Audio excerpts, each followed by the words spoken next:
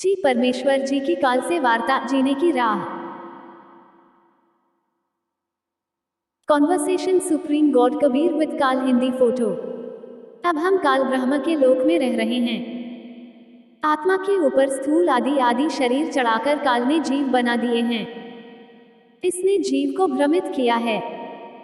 पूर्ण परमात्मा जो आत्मा का जनक है भुला दिया है। स्वयं को परमात्मा सिद्ध किए हैं। यह परमात्मा के अंश जीवात्मा को परेशान करता है ताकि परमात्मा डहकी होए। यही मन रूप में प्रत्येक आत्मा के साथ रहता है, गलती करवाता है, दंड जीवात्मा भोगती है।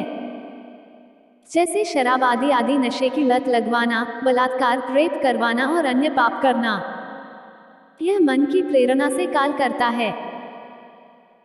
जब आप जी लेखक संत रामपाल से दीक्षा लोगे तब यह सीधा चलेगा, क्योंकि जीवात्मा के साथ परमात्मा की शक्ति रहने लगती है।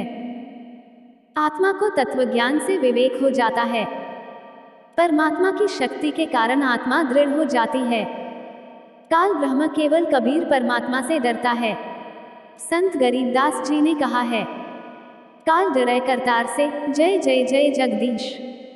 जोरा जोड़ी झाड़त, पगरज डारे शीश। गरीब काल जो पीसे पीसना, जोरा है पनिहार। ये दो असल मजदूर हैं सतगुरु कबीर के दरबार। भावार्थ स्पष्ट है। परमात्मा कबीर जी हमारी आत्मा को काल जाल से निकालने के लिए प्रयत्न कर रहे हैं। काल ब्रह्म फंसाने का प्रयत्न करता है। आगे के प्रकरण में प्रत्यक्ष प्रमाण है। जब परमेश्वर ने सर्व ब्रह्मांडों की रचना की और अपने लोक में विश्राम करने लगे, उसके बाद हम सभी काल के ब्रह्मांड में रहकर अपना किया हुआ कर्मदंड भोगने लगे और बहुत डहकी रहने लगे। सुख व शांति की खोज में भटकने लगे और हमें अपने निज घर सतलोक की याद सताने लगी तथा वहां जाने के लिए भक्ति प्रारंभ की।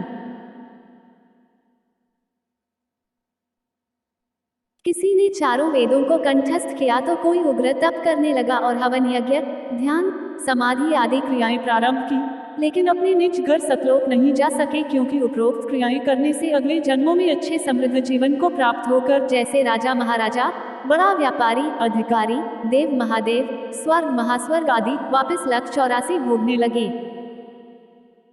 बहुत परेशान रहने लगे और परमपिता परमेश्वर से प्रार्थना करने लगे कि हे दयालु, हमें निज घर का रास्ता दिखाओ।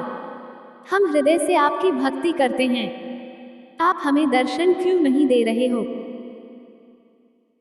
यह वृतांत कबीर साहेब ने धर्मदास जी को बताते हुए कहा कि धर्मदास, इन जीवों की पुकार सुनकर मैं अपने सतलोक से जोगजीत का रूप बनाकर काल लोक में आया। तब 21वें ब्रह्मांड में जहां काल का निज घर है, वहां पर तप्तशिला पर जीवों को भूनकर सूक्ष्म शरीर से गंध निकाला जा रहा था। मेरे पहुंचने के बाद उन जीवों की जलन समाप्त हो गई। उन्होंने मुझे देखकर कहा कि हे पुरुष, आप कौन हो? आपके दर्शन मात्र से ही हमें बड़ा सुख व शांति का आभास हो रहा है। फिर मैंने बताया कि मैं पारब्रह्म परमेश्वर कबीर हूँ। आप सब जीव मेरे लोक से आकर काल ब्रह्म के लोक में फंस गए हो। यह काल रोजाना 1,00,000 मानव के सूक्ष्म शरीर से गंध निकाल कर खाता है और बाद में नाना प्रकार की योनियों में दंड भोगने के लिए छोड़ देता है। तब वे जीवात्माएं कहने लगी कि हे दयालु परमेश्वर, हमें इस काल की जेल से छुड़वाओ। मैंने बताया कि यह ब्रह्मांड काल ने 3 बार भक्ति करके मेरे से प्राप्त किए हुए हैं। जो आप यहाँ सब वस्तुओं का प्रयोग कर रहे हो, ये सभी काल की हैं और आप सब अपनी इच्छा से घूमने के लिए आए हो। इसलिए अब आपके ऊपर काल ब्रह्म का बहुत ज्यादा ऋण हो चुका है और वह ऋण मेरे सच्चे नाम के जाप के बिना नहीं उतर सकता। जब तक आप ऋण मुक्त नहीं हो सकते तब तक आप काल ब्रह्म की जेल से बाहर नहीं जा सकते। इसके लिए आपको मुझसे नाम उपदेश लेकर भक्ति करनी होगी, तब मैं आपको छुड़वा कर ले जाऊंगा। हम यह वार्ता कर ही रहे थे कि वहां पर काल ब्रह्म प्रकट हो गया और उसने बहुत क्रोधित होकर मेरे ऊपर हमला बोला। मैंने अपनी शब्द शक्ति से उसको मूर्छित कर दिया। फिर कुछ समय बाद वह होश में आया, मेरे चरणों में गिरकर क्षमा याचना करने लगा और बोला कि आप मुझसे बड़े हो, मुझ पर कुछ दया करो और यह बताओ कि आप मेरे लोक में क्यों आए हो। तब मैंने काल पुरुष को बताया कि कुछ जीवात्माएं भक्ति करके अपने निज घर सतलोक में वापस जाना चाहती हैं। उन्हें सतभक्ति मार्ग नहीं मिल रहा है, इसलिए वे भक्ति करने के बाद भी इसी लोक में रह जाती हैं। मैं उनको सतभक्ति मार्ग बताने के लिए और तेरा भेद देने के लिए आया हूँ कि तू काल है, 1,00,000 जीवों का आहार करता है और 1,25,000 जीवों को उत्पन्न करता है तथा भगवान बनकर बैठा है। मैं इनको बताऊंगा कि तुम जिसकी भक्ति करते हो वो भगवान नहीं, काल है। इतना सुनते ही काल बोला कि यदि सब जीव वापस चले गए तो मेरे भोजन का क्या होगा? मैं भूखा मर जाऊंगा। आपसे मेरी प्रार्थना है कि 3 युगों में जीव कम संख्या में ले जाना और सबको मेरा भेद मत देना कि मैं काल हूँ, सबको खाता हूँ। जब कलियुग आए तो चाहे जितने जीवों को ले जाना। ये वचन काल ने मुझसे प्राप्त कर लिए। कबीर साहेब ने धर्मदास को आगे बताते हुए कहा कि सतयुग, त्रेतायुग, द्वापर युग में भी मैं आया था और बहुत जीवों को सतलोक लेकर गया, लेकिन इसका भेद नहीं बताया। अब मैं कलियुग में आया हूँ और काल से मेरी वार्ता हुई है। काल ब्रह्म ने मुझसे कहा कि अब आप चाहे जितना जोर लगा लेना, आपकी बात कोई नहीं सुनेगा। प्रथम तो मैंने जीव को भक्ति के लायक ही नहीं छोड़ा है। उनमें बीड़ी, सिगरेट, शराब, मांस आदि दुर्व्यसन की आदत डालकर इनकी वृत्ति को बिगाड़ दिया है। नाना प्रकार की पाखंड पूजा में जीवात्माओं को लगा दिया है।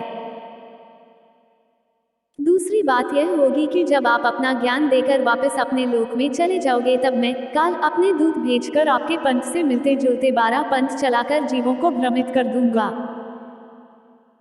महिमा सतलोक की बताएंगे, आपका ज्ञान कथेंगे, लेकिन नाम जाप मेरा करेंगे, जिसके परिणाम स्वरूप मेरा ही भोजन बनेंगे। यह बात सुनकर कबीर साहेब ने कहा कि आप अपनी कोशिश करना, मैं सतमार्ग बताकर ही वापस जाऊंगा और जो मेरा ज्ञान सुन लेगा वह तेरे बहकावे में कभी नहीं आएगा। सतगुरु कबीर साहेब ने कहा कि हे निरंजन, यदि मैं चाहूं तो तेरे सारे खेल को क्षण भर में समाप्त कर सकता हूं, परंतु ऐसा करने से मेरा वचन भंग होता है। यह सोचकर मैं अपने प्यारे हंसों को यथार्थ ज्ञान देकर शब्द का बल प्रदान करके सतलोक ले जाऊंगा और कहा कि सुनो धर्मराया, हम शंखों हंसा पद पर साया, जिन लीन्हा हमरा प्रवाना, सो हंसा हम किए अमाना।